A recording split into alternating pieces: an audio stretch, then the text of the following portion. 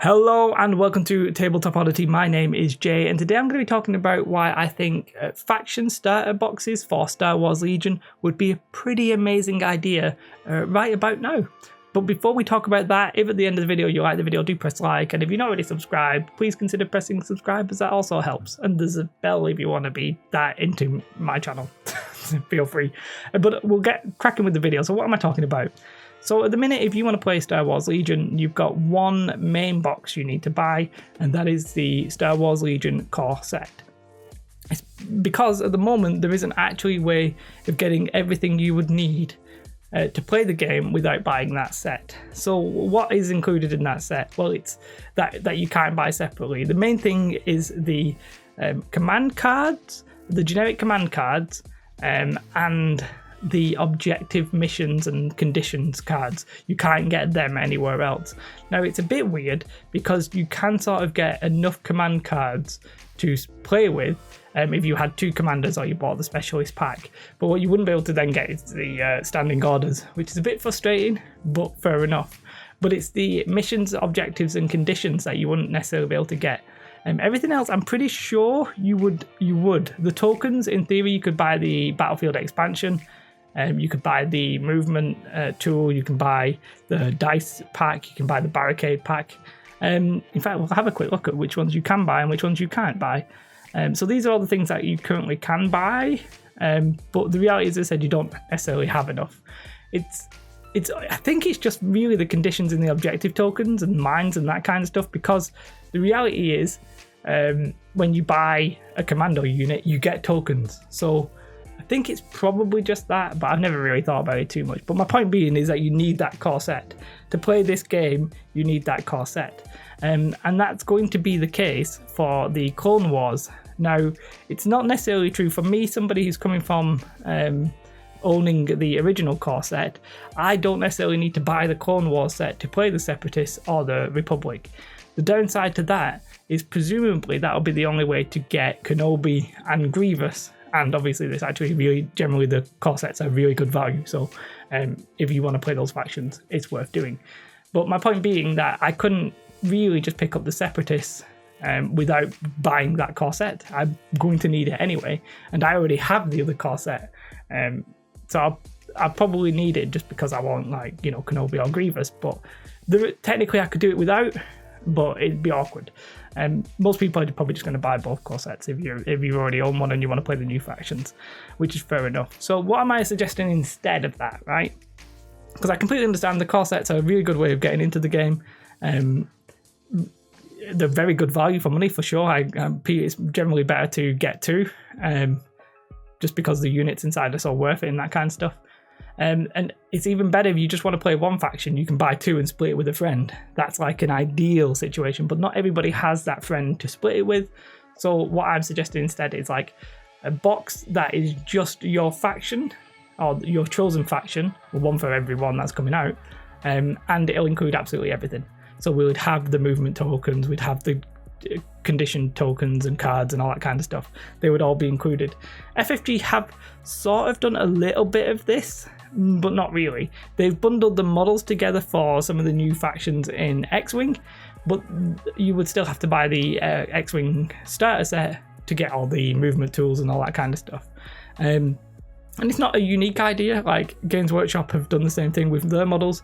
They do start collecting boxes. This is just the one for the orcs.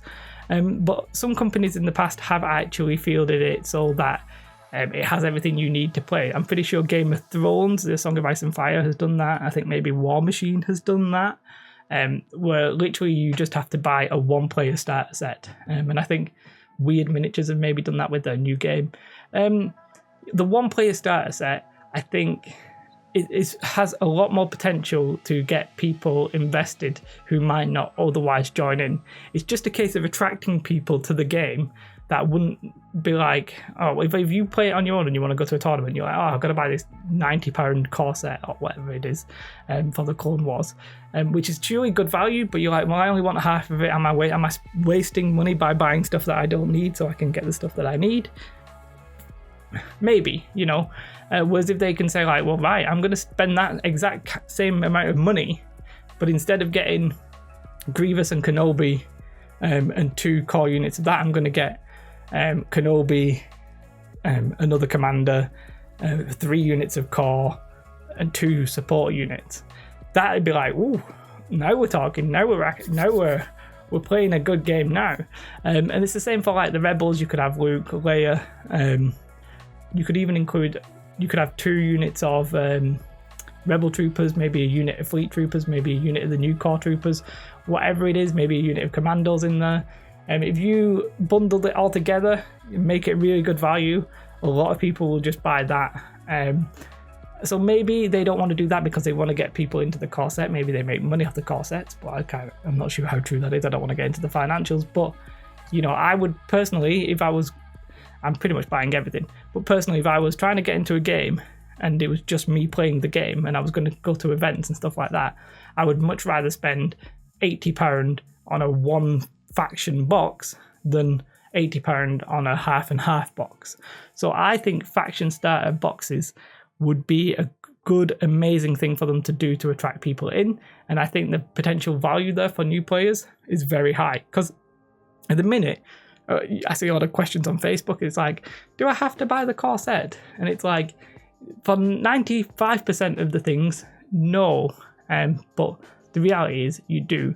And I didn't actually add up all the tools, but by the time you bought your dice, by the time you bought the movement tools and range ruler, you might as well buy another core set and just try and sell off the stuff you don't need. If you were like needing that, if you were trying to join in like that. But at the minute that doesn't actually work because you don't have the cards.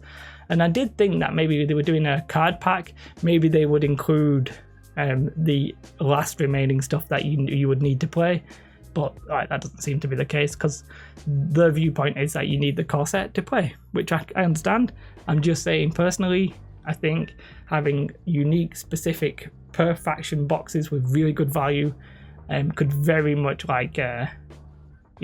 increase the player base, which I guess is what we want. If you're a fan of Star Wars Legion and you want to play it more, you want more players to get in. And I would like to be able to go, if somebody says, I really want to play Rebels, what do I buy? I would really like to just say, buy the Start Collecting Rebels box, and then buy whatever the hell you like. Whereas instead it's like, you got to buy the core set, then buy this, this, and this. I just very much would like one box, a new player can pick that up, go to an event, and be happy with. Now, there is a downside to that, is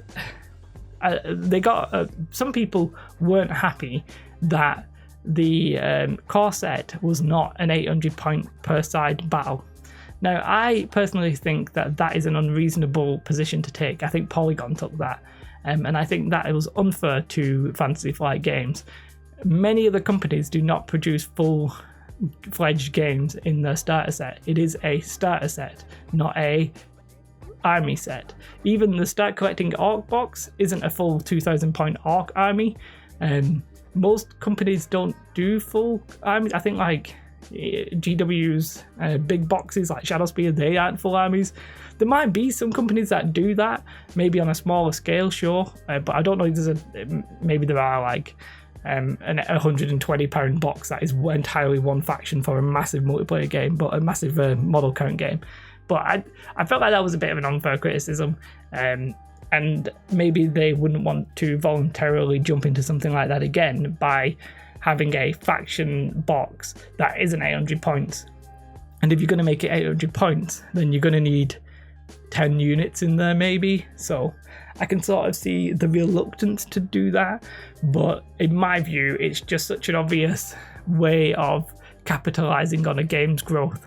Like, you'll get players in it because they'll feel like they're getting more value for money when they start, and getting them hooked is a key part of it. Just ask GW with their plastic addiction. Everybody knows that. So that's my thoughts. I think when I say right now would be a good time, I think actually to announce it that it's going to come after the Clone Wars box might be bad. So if you announced it now and you said it's coming after the Clone Wars starter set, people then might not buy the Clone Wars starter set. So I release schedule wise, I don't know. If they announce them that they would come out at the same time as the Clone Wars starter set, then I feel like, wow, that would be amazingly great timing. But if they're going to come after that, then I suspect you won't actually hear an announcement until after the Clone Wars have come out.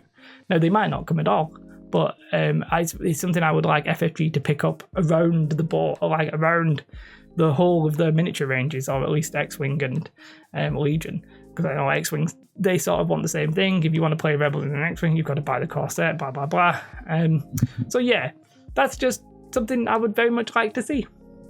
And I presume a lot of you might not even care, right? Because you might think, well, I already play the game, I don't need a new faction starter set. But think of it this way: if when we've got 8 factions or whatever you currently play 2, and you want to join a new one, it'd just be easier for you to buy one box and have it all in, rather than to buy, multiple boxes. Or think of it like this: if you're trying to get people into the game, it's a bit easier to drag them in when they've got a really good value for money one faction box. At least that's my view. Let me know in the comments below what you think of this. Everyone, I think I'd be surprised if everybody thinks it's a bad idea. The question is, do you think do you think we'll see them? Do you think there's a reason we're not going to see them, or do you think it's just a matter of time? I'm hoping it's just a matter of time, but I could definitely see FFG continuing with the trend of not doing that. So yeah, that explains that. Have a beautiful day, I guess. Like and subscribe. Thanks to my Patreons, I really appreciate that. Thank you very much. And yeah, bye.